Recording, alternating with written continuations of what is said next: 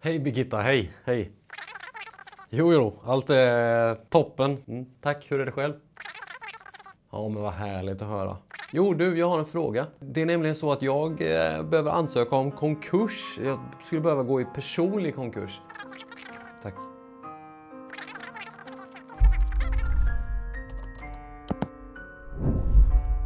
Den här månaden på Avanza har ju inte gått så jäkla bra. Men jag tänker ju som alltid visa dig hur det har gått för min portfölj. För att jag ger fan i säljknappen. Så du ska få se hur pass illa det har gått för min portfölj den här månaden på Avanza. Om du inte vet hur man gör så brukar den ofta finnas med på första sidan i appen. Ifall du inte hittar den så kan du gå in på min ekonomi i appen och analys. Och sen klickar du på min månad helt enkelt. Så hur gick mitt november på Avanza? Jo, det gick så här. Ditt totala värde minskade med minus 65 632 kronor. Kul! Insättningar stod för plus 2000 och det var väl tur det. Utvecklingen minus 67 789 kronor. Utdelningar 144 kronor. Inte så mycket att hurra för när man backar så pass mycket. Månaden innan såg ju lite bättre ut med plus 75 000. Mitt snitt det blev minus 5,37%. Utvecklingen då i november. Snittet på Avanza gick plus 1,76%.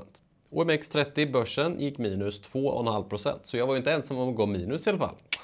Om vi kollar på de bästa och sämsta så var det Hexatronic som gick plus 28 000. Castellum plus 16 000. Saveland plus 5 000. Och i fallet så har vi Sinch, Evolution och Plaid som har stått för den stora nedgången i portföljen under november månad. Och som alltid så gick det upp och ner under månaden. Plus 28 000 den 29 november och den 2 november minus 45 000 kronor.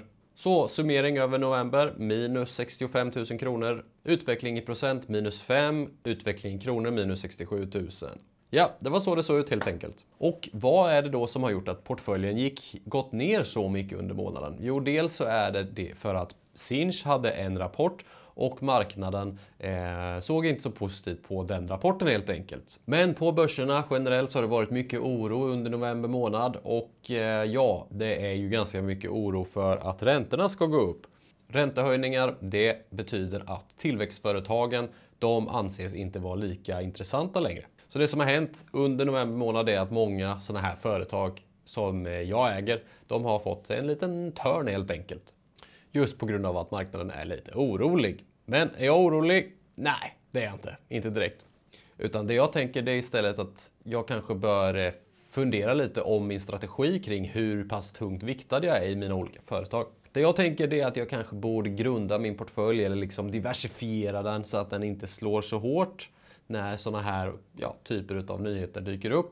Och sen så att jag kanske ska fundera på hur pass tunga vissa aktier ska bli i min portfölj. Nu är det ju så att Sinch och Plaid har varit ganska stor del av min totala portfölj eftersom de har gått upp ganska mycket helt enkelt. Men jag tycker ju inte att man ska minska i vinnare helt enkelt som har gått bra utan man ska behålla vinnare som har gått bra. Och därav så får man ta att det slår så här hårt emot portföljen ifall det går ner lite. Så det är bara att lära sig av sina misstag och så får man helt enkelt omvärdera sin strategi och göra om sin portfölj framöver. Så nu tänker jag gå igenom vad jag har köpt och sålt under november månad.